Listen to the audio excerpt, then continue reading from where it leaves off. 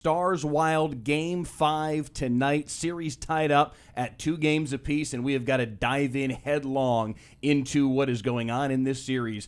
And joining us now to help us do so, a mortiferous guest with the patience of a Tibetan sand artist who is sure to bring a mastodonic audience to the Ultimate Dallas Sports Show, the dulcet tones of Daryl Reaugh himself, the tentacular one who knows better than the Minnesota Wild podcast crew that it is more eloquent to use the word thesauri instead of thesauruses. Reaugh joins the show for the very first time. Reaugh, get us ready for Game 5. How fired up are you? How fired up do you think the boys are for tonight? I'm good with just the intro. I'm going to leave you guys now. That was perfect. So, seriously, we appreciate you jumping in. What do you think about tonight? What am I supposed to say? A pivotal Game 5, I think, is the perfect thing to say. I mean, the series maybe in its period to period form hasn't followed the way that maybe some people felt it would, but the fact that they're tied at 2 games apiece and so many things have been even is not a shock. And the biggest thing is that the Stars have done the majority of their scoring on the power play. The Wild have done the majority of their scoring at even strength. And I'm sure both sides are thinking, well, if we get that switched up or keep the same thing going, but add some of what we have been deficient at, then they're going to win 2 games in a row and move on. And for the Stars, that's getting a little more even strength scoring, just a little bit. It doesn't, not a lot, and continue to make them pay for penalties, and they feel like they can get the upper hand that way. Should be just an exotic tilt tonight. So only because my wife just texted me as you were beginning your answer with, what the heck was that intro? If we can call up SOT 30 just to give the audience at home that may not know a little taste of who Reaugh is taste on the microphone. Taste is not the word. Maybe not for this particular soundbite. SOT 30, this is from a couple games ago. First the turnbuckle, he fights his way through and then bang off that glass and then drove the head into the ice. That's dirtier than a urinal cake. Just an all-time line. The thing I want to know, though, Reaugh, because there was that pregnant pause, what did you want to say in that moment? Dirtier than a music festival porta potty, I think, is where I was going. Went with you just like hang in the hotel room and just dream these up? Like some of the lines that you have come out with over the years, I'm wondering what is the genesis and how much effort? Because we're all broadcasters in some form or fashion. None of us to the level of you. Where do some of these come from? How do you dream these up?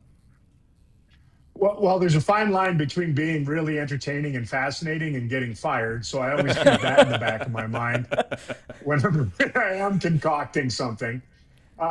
Look, some of it is just what you said. Like, there's a lot of downtime on the road, and you do sit around and, you might be watching a show or reading something. A lot of it you pick up from somewhere else and just, log it into your notes or whatever, and then wait on it, and an opportunity comes and you can slide it in. And sometimes, sometimes it is just an epiphany within the game, and it just pops in there. But just trying to have some fun with it, make it entertaining. It's supposed to be sports entertainment, and that's my goal. Yeah.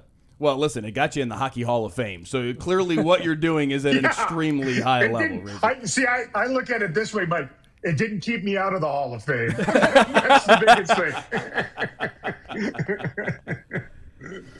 And so, real quick, because you put us in this bind all the time when we have to break out our thesauri to make sure we can understand exactly all the words that you try and think. Mortiferous, for instance, popped up, and it was like, I think I could guess what the root of the word is, but I needed to get the dictionary to find out. So we wanted to kind of twist the tables a little bit and ask you, or at least throw you a little bit of a vocab test here, just with some random words that I came across in my own deep dive in the dictionary that are fun. And you can take these and run with them, or you can just have fun with them in the next 5 minutes or so. So let's start things off here with number 31. He's already got the pen out. He's ready to add. Have you ever heard of the word... Go ahead. Absquatulate. Yeah. That is when it's like the Irish goodbye. Same thing. Like you just leave with unannounced. Am I right? And if we can reveal, to leave suddenly, that is correct. He's already batting 1,000. 1 for 1. All right. This is exactly what I wanted out of this segment. It was either going to go, I'm going to give him vocabulary, or he's going to prove that he's already digested everything in the dictionary. Let's go on here. The second word here, collywobbles. Ooh, that's very British sounding. It is. Collywobbles. Would you like a sentence? Sure. Stars fans are full of collywobbles ahead of Game 5 tonight. Oh, are they nervous? Little uneasy? Bring up the definition. Stomach pain or nervous butterflies. That is correct. Okay. Well done, sir. Good at picking up on context clues as well. I like Yeah, it. Exactly. Third word, snollygoster. Is that like when you slam something? It sounds like that was big time bicuspid rattling snollygoster. That's Yes. on the right track. If we can go to the reveal here, it's a shrewd, unprincipled person, and you use this a lot in the sense. I mean, yeah, it's how we would describe Marcus Foligno and his way of drawing penalties, and the best way to put it. So it's like a charlatan or a jackleg, something Sure. along that line. There's a actually snollygoster. There's a famous quote, actually, when I was looking this up, that was Truman lamented that Dwight Eisenhower had given in to congressional snollygosters, which gives you a better sense from a politician's standpoint. Where have we gone? This is the fun of this entire segment. This is why this exists. Number 4 here, real quick. Mumpsimus. I'm out. I had that once, I think. I'm pretty sure I had that once. It's like one of those super bugs. Yes. A person who stubbornly Really sticks to an incorrect belief. I might end up using this at some point. I was going to say, It's also a that may come moron, in is handy. it not? Kind of, yes. Mumpsimus. Just call him an idiot. Same thing. Well, yeah, you say something dirty, not urinal cake. It's the same thing. And then finally, the fifth word here, coprolalia. I had an Italian hero the other day, and I added that to it along with the other meats. I will use it. It might have been capicola. I'm not sure, but go ahead.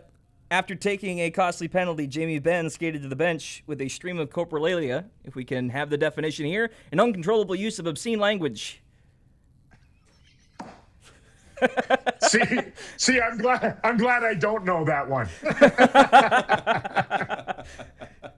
Some of these could get you in trouble, Razor. You gotta be careful. Yeah, exactly. It lead you down a path. I'm gonna get my goal is to get subcutaneous in tonight. There you go. That's there. You know that one? Do you have people just under the skin? They're getting under their skin. Well, there you go. Is that the context you're trying to use it in? Okay.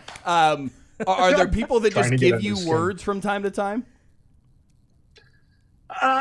No, but look, the internet and social media is such an easy way to onboard stuff now. Like you don't even need a book anymore. Like you just follow a few people, Merriam-Webster word of the day, and you can be happy as a clam with that. So yeah, it's that part of it is easy.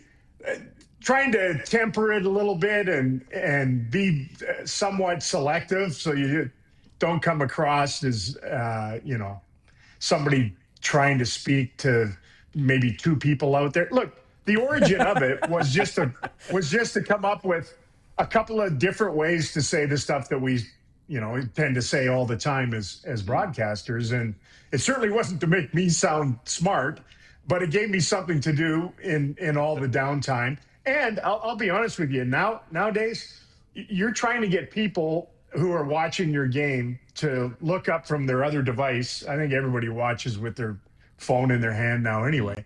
And every now and then, if you could just toss out a word that they're just like, what did he just say? I think it can pay off that way from time to time. I'm just proud that you used urinal cake because there were a lot of people out there that had no idea what that is.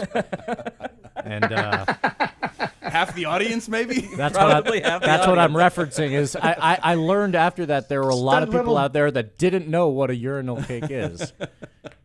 Unfortunately, we have the pleasure of knowing what that is. The female side of the audience might have been lost with that one a little bit. You're right. So what is it with hockey broadcasters and the vocabulary? Because my mind immediately goes to Doc Emmerich and coming up with about 1,000 different ways to bring a puck across the blue line, either waffle boarded, shuffled. I mean, we could go on. Ladled was always one of his popular ones. Yeah. Yeah, but is there something to that, or is that just part of the nature of trying to find interest in the job? I would say Doc's a little bit older, but there was a guy named Danny Gallivan who was the master of the English language on Hockey Night in Canada back when there was really only one game a week, and that was the game on Saturday night when I was growing up, and that's where my interest in words stems from. His might have been pulled from that as well. I'm sure he was influenced by Danny, and Doc was just a gem. I was so fortunate to be able to work with him a little bit. Did a series way back when the whole Ovechkin Crosby thing was still in his infancy, and they met in the playoffs and did a few of those games in that round with him. He was funny because he'd always, he gets pretty excited, as you know, from listening to him through the years. And we'd go to break, and then he'd stop and he'd take his headset off and he'd want to talk, and he'd say, "Razor, am I yelling too much?" I'm like, "Doc, no. Keep doing what you're doing." I'm going to tell Doc Emmerich, "Yeah, take it down a level, Doc. Like, you're coming through the ceiling here." But he would always, because he just gets lost in the play-by-play, and he was just a terrific wordsmith. So, follow-up question here. Whose idea was the walk around the Herb Brooks statue? I'm just curious, because that has gone viral in a way that I'm not sure, at least among Wild fans, that I don't think many people expected coming out of that post-game.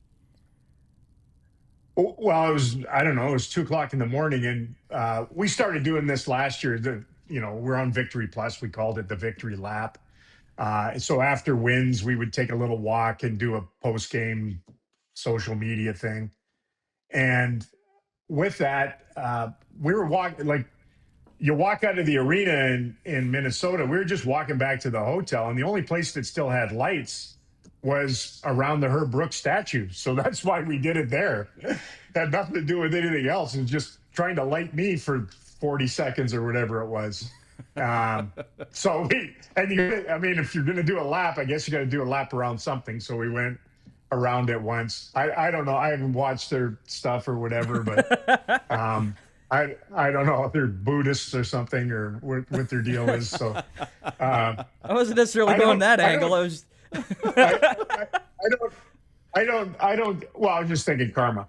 That's fair. That's fair. You know what? That's on me. I apologize. I don't. I'll be honest with you. Like, I do not look at comments ever on social media or anything, and that's wise. I don't. I don't. Yeah. Well, good or bad, and I just move on. We pump out stuff. I thought it was pretty innocuous, but whatever.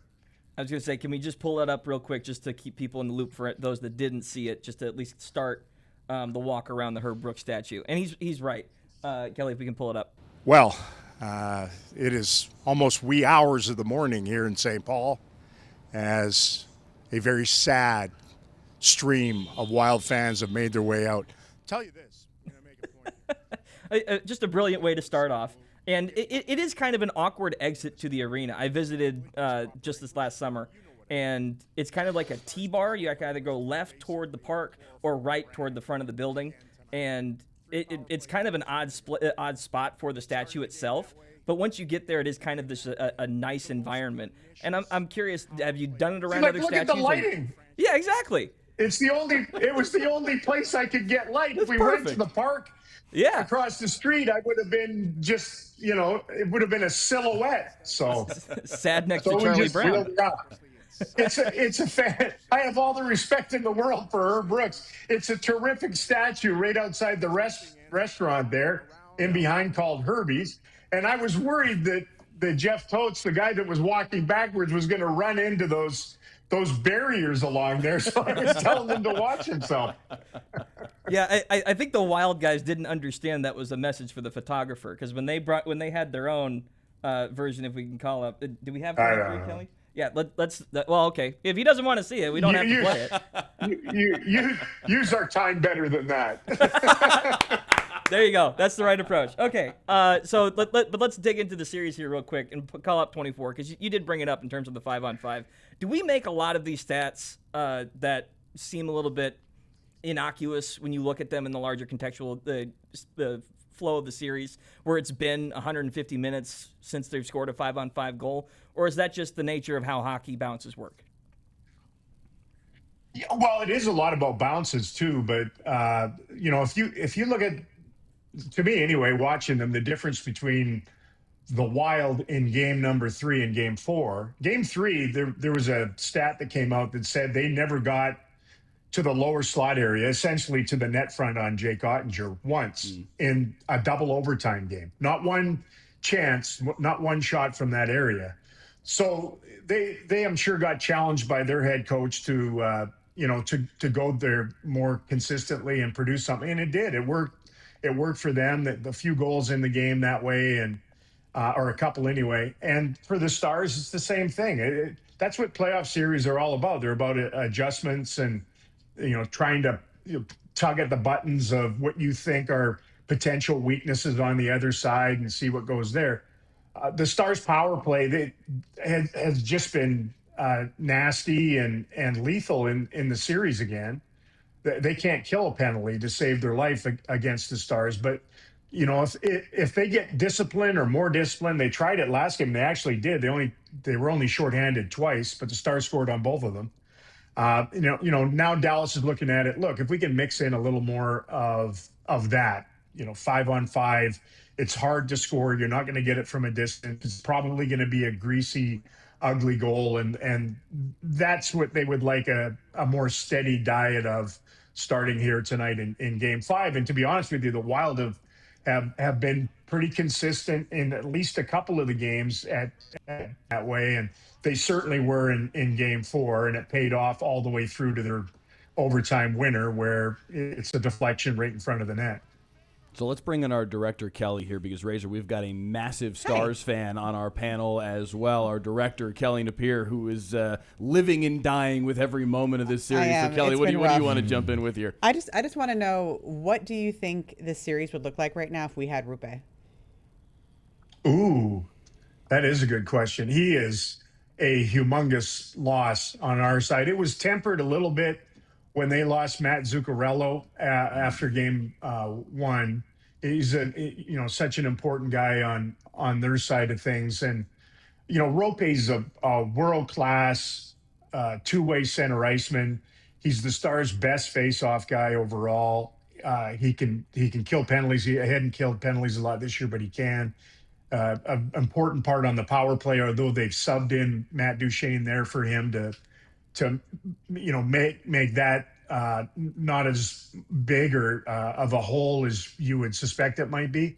But it's his speed more than anything else. Like, he plays, there might only be one other player in the league that plays at the pace he does, and that's Connor McDavid in Edmonton. So it's a tough loss. And if you look at past meetups with the Wild, like, his numbers are exotic. Like, he has put up big goal assist numbers against them in past. So it's a tough loss. They've proved during the regular season that they can overcome, losing a guy like him, Jamie Benn early in the year, Matt Duchene for like a month and a half, Mikko Rantanen out of the Olympics. So they've done that, but it becomes infinitely more difficult when you're playing against a team as good as the Wild. It's like a mirror image of you. So they'd like to get through the Wild if they can without him, just like last year when they didn't have Robertson and Miro Heiskanen against the Avalanche, and were able to do that. Took 7 games and heroics from Rantanen in game 7. And then you get healthier as you move along. And it looks like a carbon copy of what happened last year. Try to get through an excellent team without one of your best players at a very significant position. It's a big task. It's bigger when you look across and the Avs are already chilling and resting and recovering, a team that's already unit as it is, and they're going to be, at full rest and capacity whenever this series does end, that's going to go at least 6 games. Would not surprise me if it goes 7. How much of a factor is that? I know Dutchie after game 1 was saying that we got kind of caught looking ahead and that they need to stay present game to game. But now knowing, the Avs are all wrapped up, how much of a factor does that play? Yeah, well, it's a massive advantage for teams like the Carolina Hurricanes in the East and the Avalanche in the West to get through in 4 games. Like, if the last time the Stars swept a series was when they won the Cup in 1999. And it was imperative that they got through the Edmonton Oilers in 4 games. They had to do it in every game in that series was a 1-goal game, and it took lots of overtime to get through them in game 4. But the idea is, if you're spending all this energy and capital early on in the playoffs, opening round, which the Stars have done, they have this habit of losing game 1, then it's just so taxing on everybody. And as you move through rounds, as we've seen, like maybe you can get to a conference final, but it helps if you can get through those early rounds immediately. And that's why it's just a massive advantage for a team like the Avalanche, who are the best team in the league in the regular season anyway. And now they're going to get, some time in between series, whereas the deeper you go in the opening round, and everybody knew this was going to kind of go down this path, at least 6 games, probably 7. Just bash each other's brains in for 2 weeks, and then whatever's left goes and takes on the Avalanche. That's essentially what you have. And Reaugh, I'm going to input one more question here before I give it back to the guys. I would love to know, what do you do during intermission? I slam a hot dog sometimes. We get that, and a lot of intermission. I've never been asked that question before. There you go. I'm pretty good at holding it, man. But when you have to go, like we're in a great broadcast location on the platinum level at American Airlines Center, but there is no dedicated restroom for us. So when you have to go, you're almost like a salmon swimming upstream through the crowd out there, all trying to get their cocktail and do the same thing, and then get that done. So that is part of the task between periods. But a lot of it is talking to my producer, John Norton, in the truck and setting up stuff that I want to talk about or we want to talk about in the, a minute and a half. In the second intermission, it's longer than that's, probably 4 minutes prior to them dropping the puck again. What we'd like to talk about in there and sort of get our ducks in a row, if you will, on what we're going to do then. That's about it. And chit-chat a little bit, but not much. In 22 minutes, we have gone full circle with Reaugh from urinal cakes back to urinal cakes. Yeah. So that's a perfect I was going to say, suddenly we figured out why Reaugh dropped urinal cakes. So if you see Reaugh between any of the periods tonight, if you see Reaugh during an intermission, get out of the way. Let him get to his destination. Please, do what you can for Reaugh tonight. The greatest thing, this is just me, I have a great affection for restaurants or bars that in the men's restroom, they pour ice into the urinals. Have you seen that before? Yes. Then it turns into a little game. It's like a game. It's fun. You get to concentrate on one cue. What am I a part of? Kelly started this. You can't complain. You better not be wearing khakis. You did. You opened up this window, Kelly. This is on you. I regret everything. When the managers come around the corner to cancel the show, we're throwing you under the bus. Reaugh, thank you very, very much. We appreciate the time. Listen to Josh and Reaugh tonight on Victory Plus. They do a fantastic job with the Stars broadcast, and Reaugh good enough to spend some time with us today. Reaugh, thank you again. Have a great call tonight. Yeah, my pleasure. It was fun. Good times.